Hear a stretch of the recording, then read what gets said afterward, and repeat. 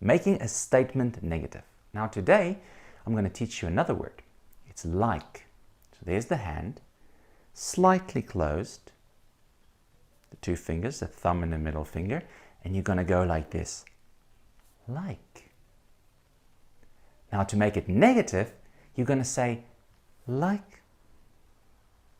So kind of in between the like, you're going to change your mind. You're going to say, I like, I like. So the girl, house, stay,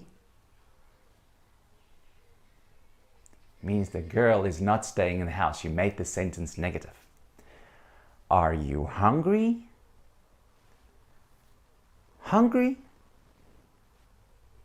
Are you well? Then you can say fine. Yesterday we learned fine.